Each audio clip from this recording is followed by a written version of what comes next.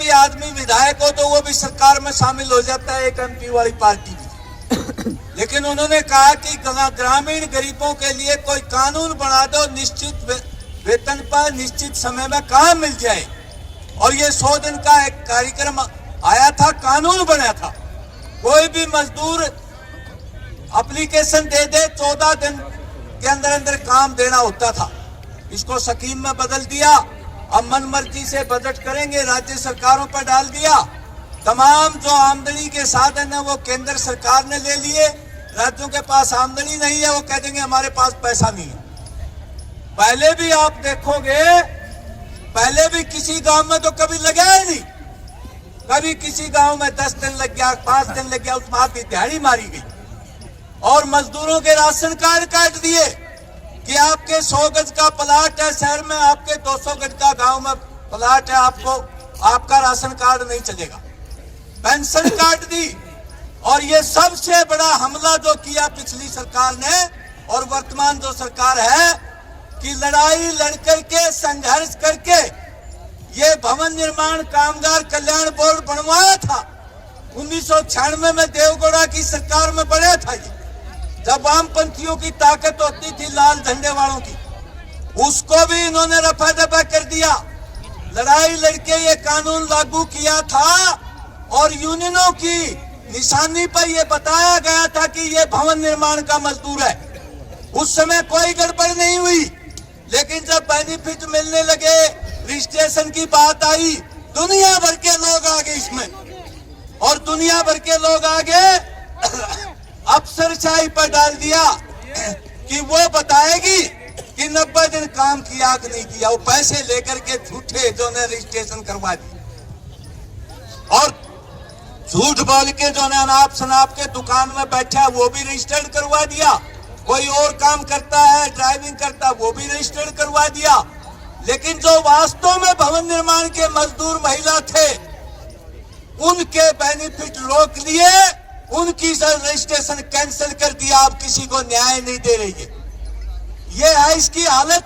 ये सरकार किसानों को कोई न्यूनतम समर्थन मूल्य लागू नहीं करना चाहती। अभी बाढ़ में देखो, 34 गांव में पानी भरा था, जल भरा हुआ था। ये जो आसपास भिवानी खेड़ा के गांव हैं, भिवानी तहसील तोशाम तहसील के गांव हैं, एक में भी एक दिन मनरेगा का काम नहीं लगवाया। उन मजदूरों को कोई मुआवजा नहीं, किसानों को कोई मुआवजा नहीं। और पूरी तरह से आप देखोगे कई गांव में तो 80% लोग पलायन कर गए थे। एक पैसा भी मुआवजा मजदूर को, किसान को इन लोगों ने नहीं दिया। ये चरित्र है इनका।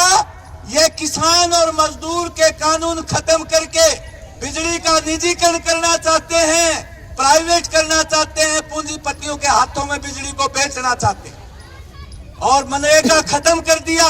कल्याणकारी योजनाएं थी जितनी, वो सब खत्म कर दी।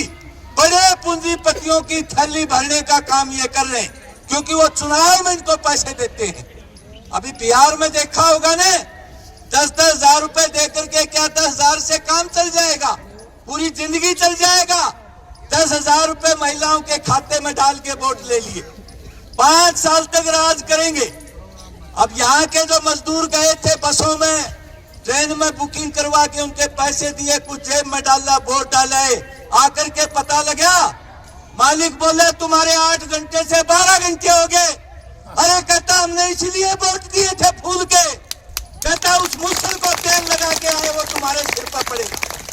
ये हालत है इनका साथियों।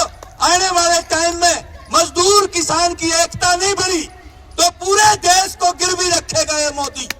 अडानी अंबानी के गिरवी रखेगा। इसलिए मंत्रियों का कोई बात नहीं है। हम चल रहे हैं, कुछ पल्ला नहीं है मंत्रियों के। लेकिन करें क्या? जो मंत्री होगा उसी के पास आएंगे। प्रजातंत्र में तो प्रजातांत्रिक तरीके से ही आवाज उठाएंगे। कानून को हाथ में नहीं ले सकते, दबाव बनाएंगे। तो इसलिए साथियों आज आप आए हैं, मंत्री पर दबाव बने और जनता जब तक खिलाफ नहीं होगी इनके।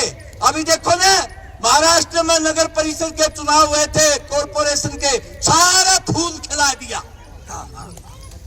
ये ऐसे होगा तो ये काबू नहीं आएंगे भाई।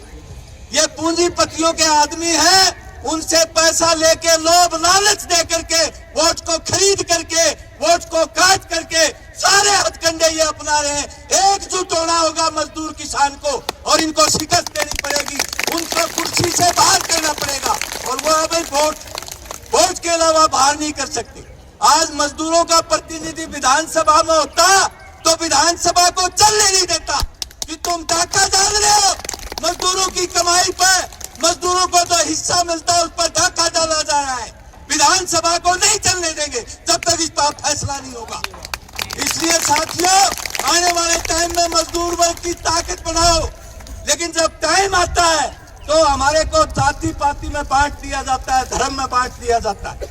अरे फलानी जाति का बन जाएगा, तुम्हारे क्या काम आएगा, ये इस तरह की बातें फैला करके हमारे मजदूर, किसान मजदूर, महिलाओं को बका लेते हैं, युवाओं को बका लेते हैं। आने वाले टाइम में हम वर्ग है, एक पूंजीपति वर्ग है, एक मजदूर वर्ग है, दोनों के हित अलग अलग है।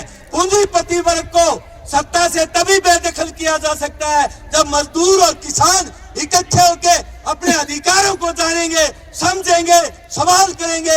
ये आपके बीच में मैं बात रखना चाहता हूं। इसलिए किसान सभा की तरफ से आपकी मांगों का पुरजोर समर्थन करते हैं और आपके आंदोलन का हमेशा आपके साथ रहेंगे। आपने समय दिया, बहुत बहुत धन्यवाद, बहुत बहुत शुक्रिया।